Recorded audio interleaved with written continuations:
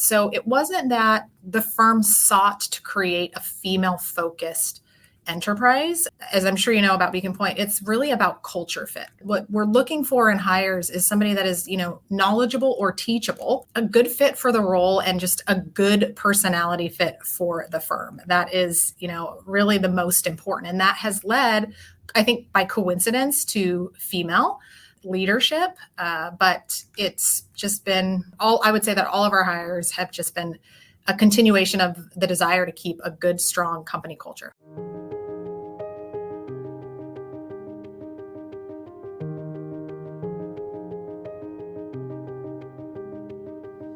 Thanks for joining us. I'm Leah Alter. And I'm Joanna Ehresman. And this is WomenShare, a marketing guide for women in financial services. And today we are getting insight into how one of the country's leading advisory firms has found success. We're so happy to be joined by Karen Reifel, Senior Wealth Advisor at Beacon Pointe Advisors. Beacon Pointe has more than $30 billion in client assets and is the largest female-led RIA firm in the nation. Karen wears many leadership hats within the company. She works with clients in Beacon Pointe's private client group. She's board director for the Beacon Pointe Women's Advisory Institute. She co-authored an international best-selling book with other women leaders in the firm titled Your Dollars, Our Cents, a fun and simple guide to money matters. And she co-hosts the firm's financial planning podcast, Dollars and Cents. So Karen, with all that you have going on, we are just so happy that you are here to join us on WomenShare, and welcome to the show. Thank you so much. I'm excited to be here. I love what you're doing and I love the podcast. Thanks for having me. We are just absolutely thrilled that you're here today. So we just like to dig right in. So Beacon Pointe is leading the industry in terms of women in leadership positions, which we just love, with over 60% of your corporate leadership team being women. So first of all, congratulations. That is a huge accomplishment. We know in the industry that is 60% is really like way above that in terms of what your peers are doing. So we're curious, was this done by design? Is it a byproduct of having a woman as a CEO? We'd just love to hear your thoughts around that.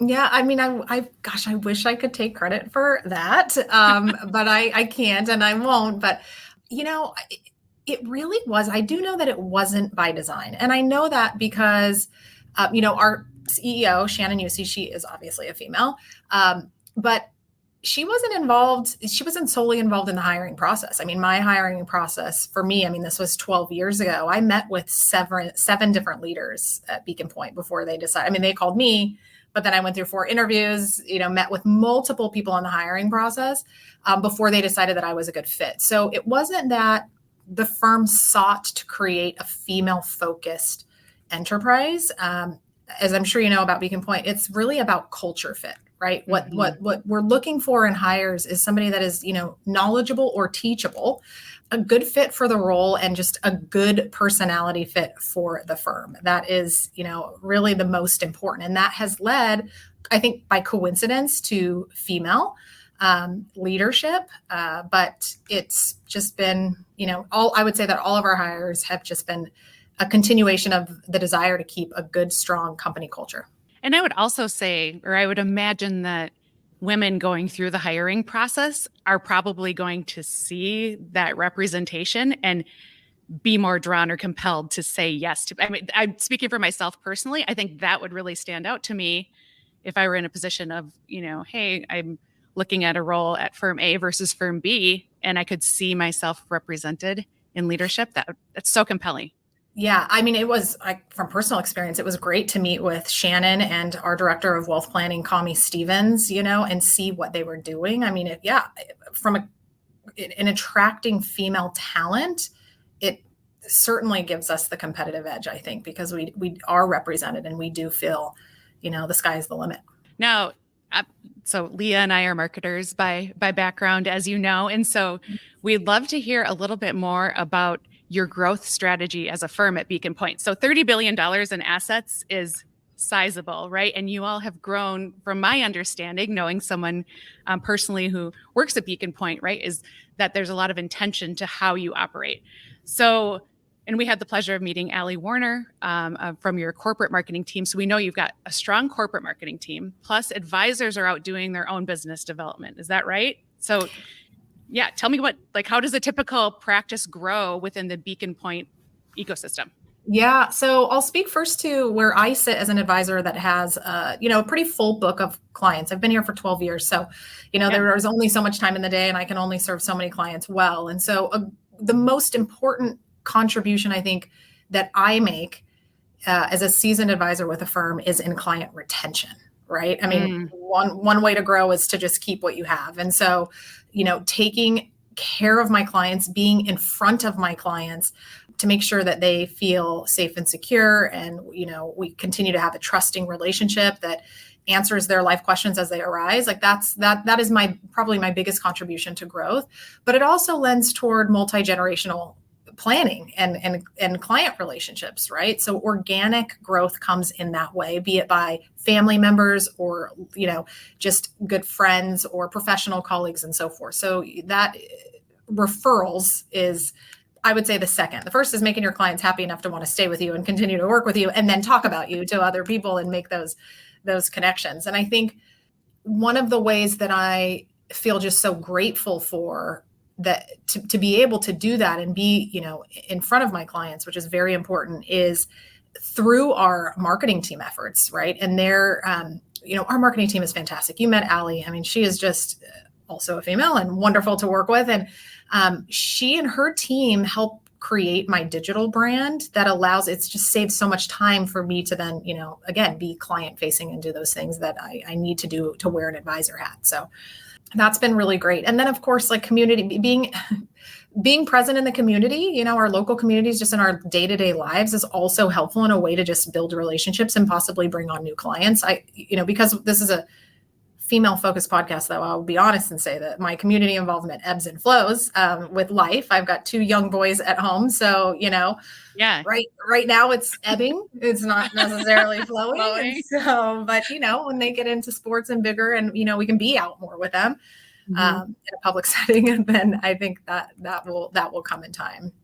But I think it's also. Oh, go ahead, Leah. No. I was just gonna say too, something you said just sparked to me, which is, you all at Beacon Pointe have made a real investment. That's what I like to call it when we talk about marketing, an investment in a marketing team, right? That has helped you on that, because I think a lot of advisors feel like they have to take that on themselves, and it always ends up getting moved to the bottom of the list. Yeah. And when you actually have a dedicated resource, whether that be in-house or outsourced, it takes that to the top of the list. It becomes a priority without being your responsibility. And you said you've been there for 12 years, so you've probably gotten very used to that. But have you seen that make a big difference in your business, in your retention, your growth? Oh, absolutely. Yeah. I mean, you make such a good point, Leah, because, if you're tasked with serving clients, right, and then also being solely responsible for additional growth and business development, something is going to have to give, or both things only get half of the effort, right? Because we can't do all things really well. And so, yeah, I mean, having that team to support me. If you tell me to post on LinkedIn 10 times in a quarter and you'll get like a prize, I'm not going to post on LinkedIn. The prize is not worth it. It's just not, depending on the prize, of course, but probably not going to be, you're right. It would be deprioritized amongst the other competing priorities. And, sitting in a client facing role, you never know what can become of higher priority, and when you have a full book of clients, your day could get derailed because you had a client's father pass. And that is the most pressing thing that you can help somebody with in that day, and everything. Forget LinkedIn, So yeah, it's been a tremendous, tremendous resource for me as an advisor. Joanna, what were you going to say? I know you were probably picking up on a different part of her response there. Well, no, what I was kind of chuckling about as you were talking, Karen. So talk about having to take my own medicine. So in my own consulting business, it's like as a marketing consultant, I am not marketing my business because I'm busy, working. It's the same thing. And I'm like, oh my gosh, I feel like such a hypocrite, but I get it even more now that I am not just the person in corporate marketing being like, but Karen, there's the prize for the LinkedIn post. Why aren't you doing it? You know? Yes. You are perspective change. Joanna, you're the chef that eats pizza at home, right? Or Yes. top ramen. Yes. I mean, yes, I get it. I get it. Yeah. Mm-hmm. Yeah. Mm-hmm. We just had a conversation with our producers actually about some of this stuff. And, you know, it's always humbling to know that you're really good at your job and helping other people, and you too have a lot to learn and grow as well. And it's always that sort of balance of being able to celebrate the successes and also knowing that you've got like room to grow. Yeah, I think there's something to be said. I mean, we could spend a whole podcast on this, so I don't want to get distracted, but Leah, you're so right, because there's something about acknowledging where we could be doing better or where we need help that is, it's good for us personally when we do it. I think it's something that is just so helpful for us as females to do, especially with the number of hats that we all wear. But I also think being open about that dialogue is so freeing for other women to say, oh, that really takes a load off of my shoulders. You know, I saw a girlfriend's kid's drawer not long ago. And I mean, their folding was not happening. I could tell she was letting the girls put away their things on her own, you know, and it was a little bit chaotic. And I thought, oh man, that makes me feel kind of good. I don't have to have perfectly folded clothes, and look, they're living a happy life, you know? So there's a lot of permission in being open about that. But sorry, we digress, but I think but we live in this like very curated world, right? Where we think that we're on this island where we're not as successful or as productive or as organized or whatever word it is that you want to, you know, do. But the truth is like none of us have it figured out. Like, we're all just doing the best that we can, right? That's right. That's right. So we'd love to hear more about the Women Advisory Institute at Beacon Pointe. Several, of our guests have found breakthroughs by focusing on certain niches, and that appears to be the same for you at Beacon Pointe. So how did the Women Advisory Institute come to be, and how is it growing? Yeah. So gosh, I'm going to take us back to 2011. So we noticed early on, obviously, that we were in a unique position in the RIA space to be female led. At the time, I mean, we've had so much growth since then in other channels, but at the time, even our small group, I think our holiday party was maybe 40 people, including spouses back then. So pretty wild. But even still, we had female leadership roles. We had senior wealth advisors like myself, who I mentioned before. Our director of planning was female, head of marketing female, CEO female. So that presence was there, and we wanted to leverage it. It wasn't enough for us to say, wow, this is really cool. Like, we are women, hear us roar. We wanted to do something with it. And we knew two things. We knew that we were in a unique position, and we also knew that most of our client meetings were with men. And not because our relationships were only with men, but we just weren't seeing the female counterpart come to the table. And I will take a little bit of responsibility for that. I mean, it's embarrassing, but honest to admit that there was a time in our process where, you know, the portal through which you could see your accounts with us got assigned to the primary account holder. And you can guess who that was 10 out of 10 times, right? It was the first listed account holder, which is usually the male. And so we weren't even sending portal invites to the female. And acknowledge it started actually more as an initiative. It's become an institute, but it started as an initiative just within the firm to do things better, to create, to invite women to a table and to make that table a comfortable, safe space to come and talk and be a part of. And so even something that started as small as, again, like the portal adjustments, getting everybody involved, addressing emails and including both parties even on a meeting follow-up. So if I don't see wife in a meeting, she's still going to be looped in on any meeting follow-up and summary, so that she at a minimum knows who I am. But then what we see happen is, you can probably see where this is going, wife ends up coming to meeting number, maybe not 2, but maybe meeting number 5, right? And so it was an awareness that led to action. And then we started creating content that was around the things that we knew were most important to women, not, what risk-adjusted return do you need to retire, but like, am I going to be okay? Right. At the end of the day, kind of here is what women want to know. And so I wouldn't say that the content is miraculously different. when it comes to finance, like finance principles are not wildly different between men and women, but I think the delivery of them can be different. And that's what we sought out to do. So it started with a content development. We started creating more content, posting it on our website, sending it out to our female clients. And then that evolved into events. We would do local office events where we'd have women come together and talk about something finance related, but then we'd always try to tie something fun into it just to make it like light and entertaining and social, very social. That was also an important aspect. And then that led to like an email blast. We were sending emails, like a weekly email blast, and we turned that email series ultimately into the book. And that's where, kind of the book was born. So it was a long road. Yeah. Wow. Can I just tell you the primary contact in the CRM system issue went through the same thing at the firm where I spent a bulk of my, and I was mortified as a woman in the company that, we hadn't solved that sooner. And right. And now, I mean, in 2024, you think, oh, how could that ever have been, Mm-hmm. But in 2010, it was like, oh boy, we got to fix that. Yeah. And I would also say credit to, and I don't know if this is necessarily a generational thing, but we learned a lot from our women clients speaking up and calling it out in a couple of places, right? Not in a horrible, mean way, but like we would have case studies in some of our seminar presentations or webinars. And they're like, why is the case study a male engineer? Why can't it be? Right. Yeah. And it just feedback is a gift. And that was such a great gift that helped us to change and do better. And so it seems like there's parallels. Yeah. It's such a funny example because we're preparing for one of our women's advisory institutes, or we're doing a virtual webinar next week.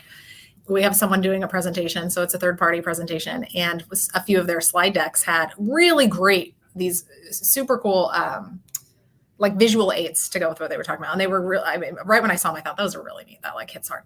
And then Allie, of course, as Allie does, says, the men, the characters on those slides are men. Can we change those to women? And I thought, oh yeah, they are, even I can still kind of like look past it, which is bizarre, but little things like that go a long way. And you're right.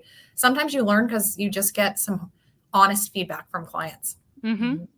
Well, and we always say, this has come up so many times in this podcast, which is things don't change until you shine a light on it.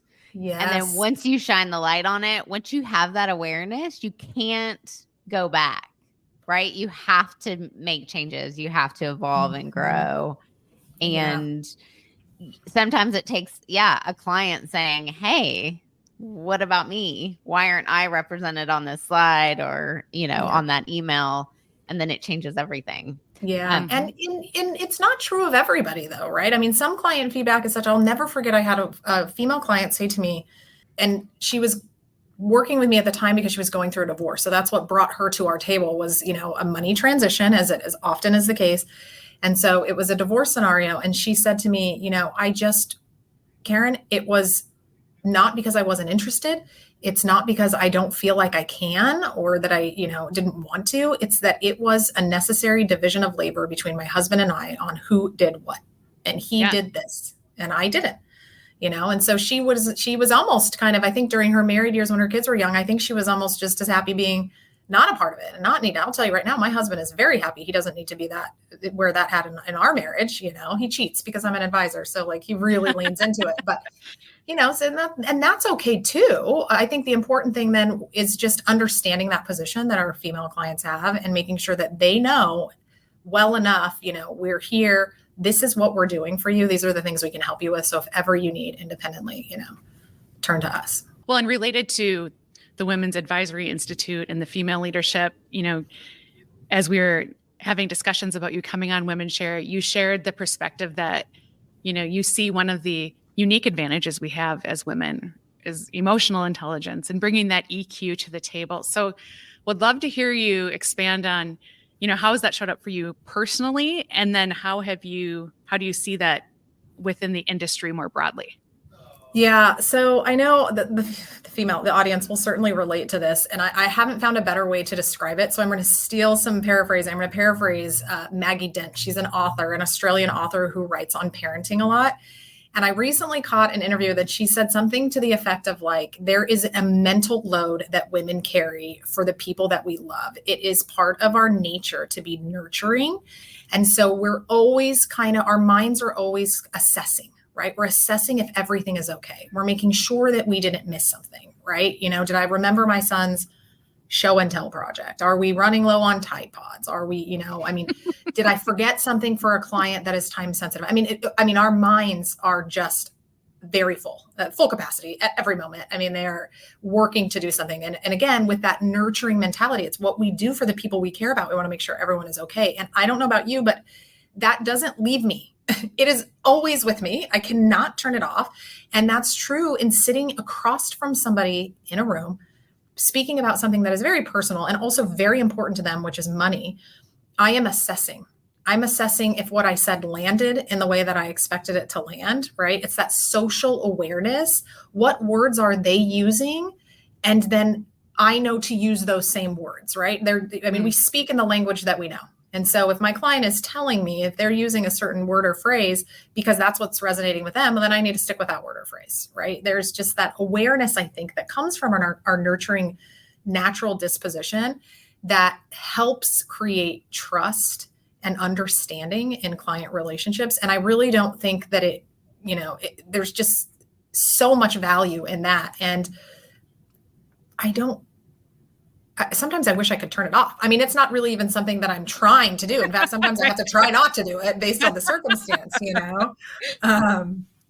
So yeah. Lighten that mental load. Yeah. Yeah. And so it's like many things. Some things that we wish we could change about ourselves make us strong in other ways that we wouldn't change. And so that is definitely one of them. So I think there's just an awareness, a social awareness part of, EQ that I think we have an advantage, Yeah.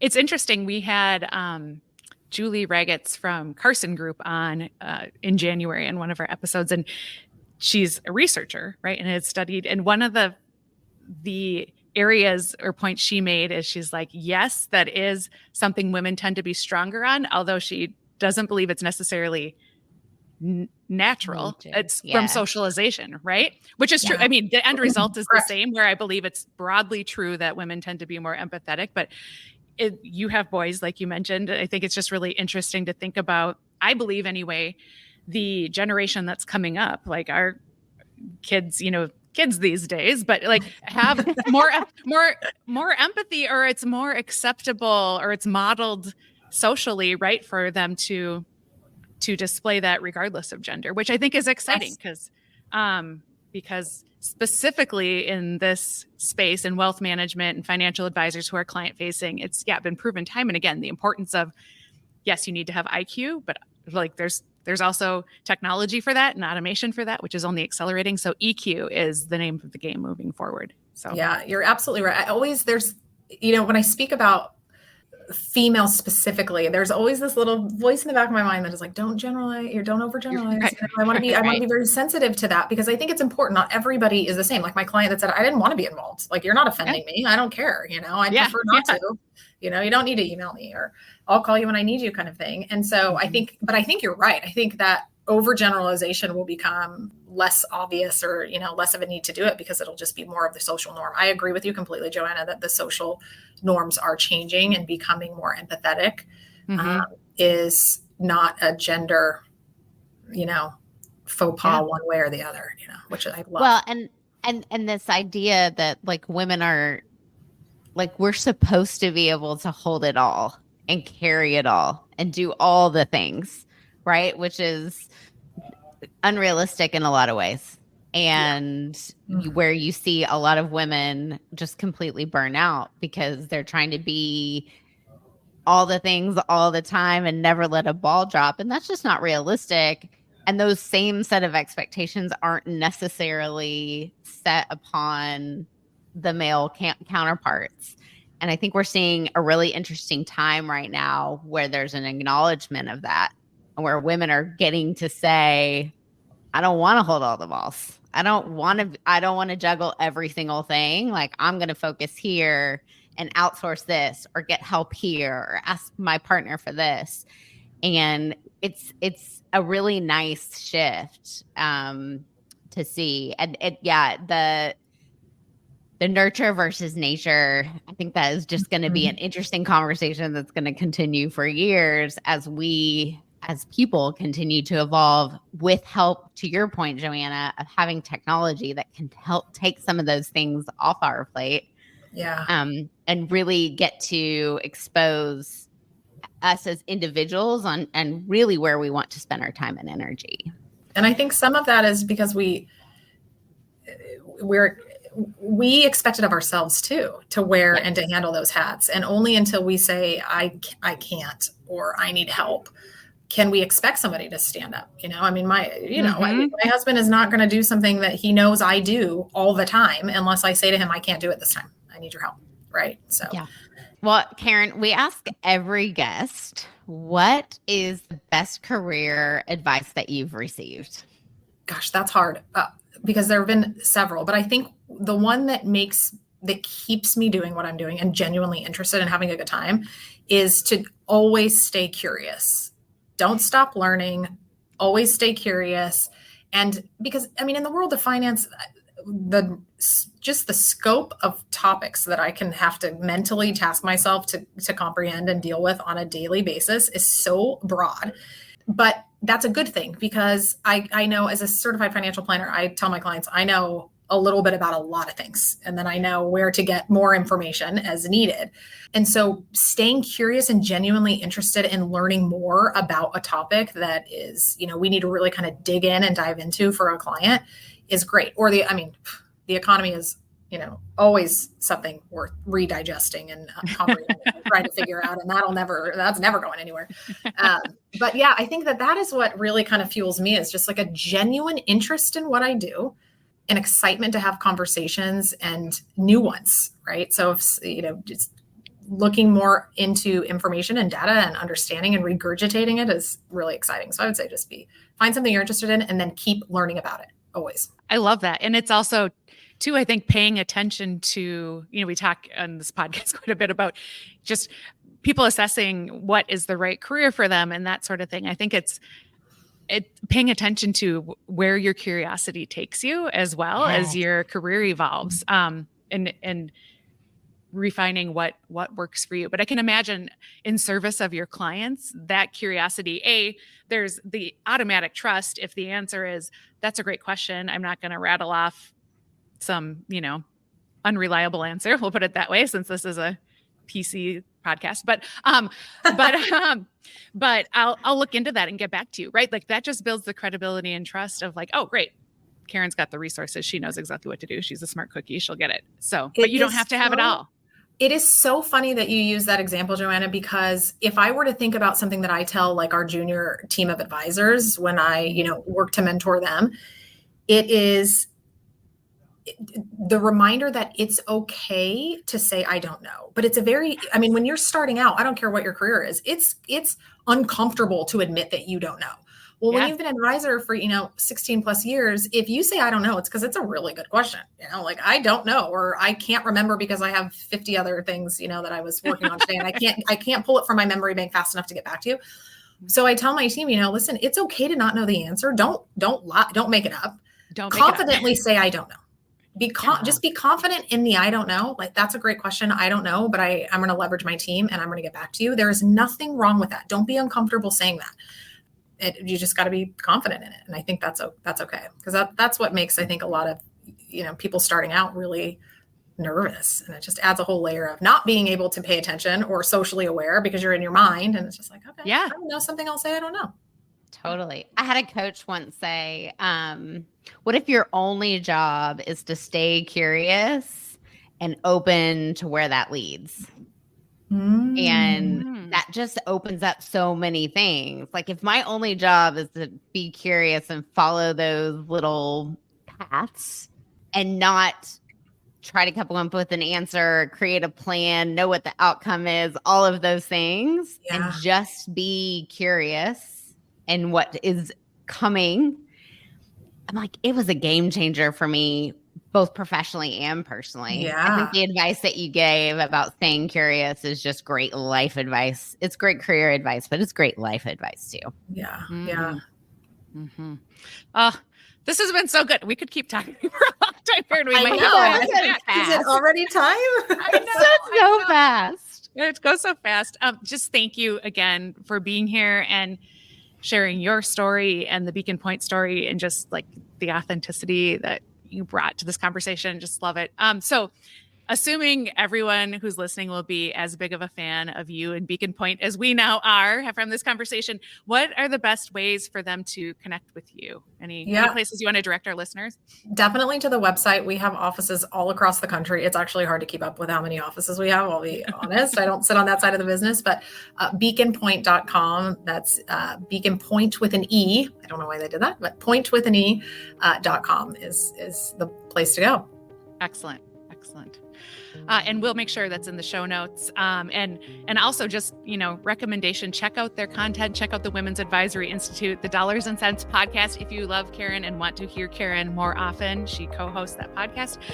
Just thank you. Thank you for being here. Thank you. I mean, definitely the highlight of my day. Like I said, I'm disappointed. I'm sad it's over, but thanks so much for having me. You guys are great. I love the podcast. Thanks for everything you're doing for women. It's really inspiring.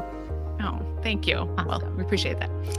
Well, that's our show for today. If ours is a mission that you want to share in, join our email list right from the homepage of our website, WomenSharePodcast.com. And with that, I'm Joanna Ehresman. And I'm Leah Alter, and we'll catch you on the next episode of WomenShare.